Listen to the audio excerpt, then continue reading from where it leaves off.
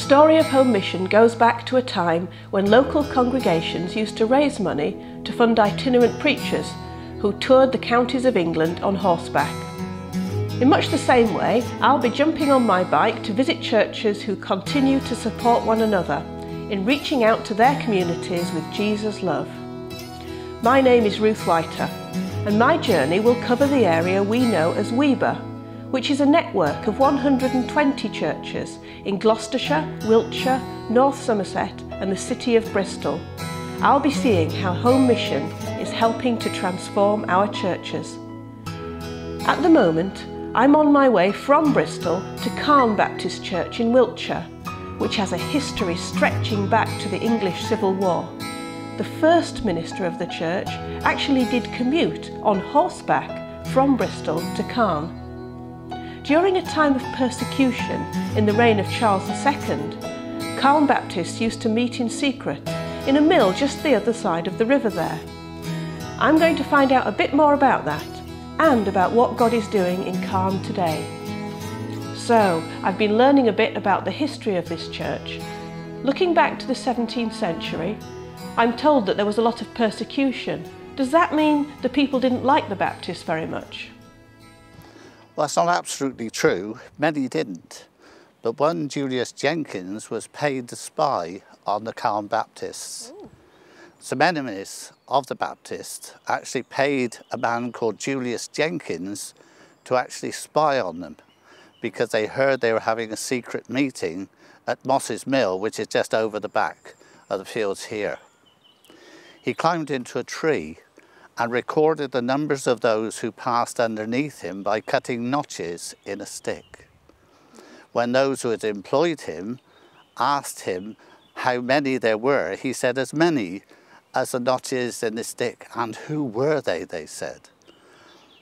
His reply to them was, "Oh masters, they were wearing great coats and long coats, and I didn't know the soul of one of them."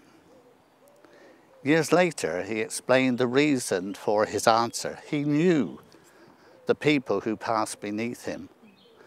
But then he said, rightly said, "But I did not know the soul of one of them."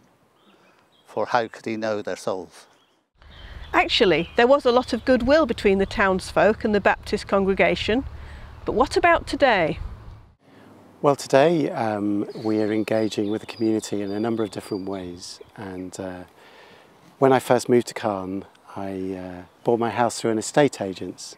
And since then I've been able to get to know all the people that work in the estate agent. There were two young lads that used to work in there, and they would ask me questions about God's stuff, and we'd engage in conversation. And then a few months later a girl started there and she said to me, "Do you want a couple of lambs for Easter?"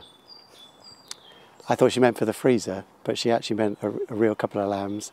The farmer, who was a friend of hers, brought the lambs along and the kids fed them. And the relationship with the estate agents has continued. More recently, I've been invited by the guy who owns the place to be on the town team, which is looking at rejuvenating the town centre. And then this Easter, with the other churches in Calne, we've had a flash mob Hallelujah course in Sainsbury's, which was great fun. We started coming to Calne Baptist Church in January, just after Christmas. We needed somewhere new. We've had quite a lot of trauma in our life for the last 4 years, so we needed somewhere new and inviting and very friendly. Sam's great, and it's been a great place to come. I think we're all feel more united together. I think Sam's done a good job, and he is working so hard. He's trying so hard now to get different things going, because we're living in a modern age. We've all got to go ahead. We can't keep going backwards. But I think Sam's doing a wonderful job, and we're all trying to think what we can do to help and improve and grow.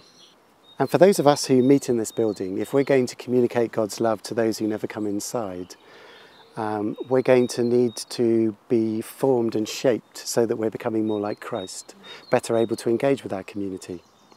And we've developed something here called Practice Plus, which is prayer, learning, undertaking hospitality and siding with the poor.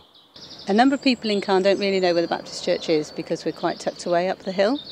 So one of the things we do is to come down into the town centre on a Friday night and work with the young people in the blue bus, which is a converted double-decker bus. And we serve hot chocolate on the bus and play games. And we've wanted to take the church to the community.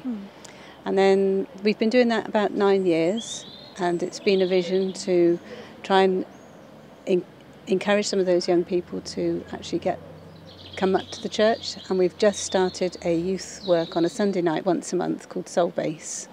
The first one was last month, and we had 26 young people, so it was very, very encouraging. And they did similar activities, PS3 games, Xbox games, and we just want to really get to know them and build relationships with the young people. By giving to Home Mission, you are playing your part in transforming lives and communities for Christ. Just imagine what we could do if we all gave more generously. Please continue to pray for Calne as they journey forwards together.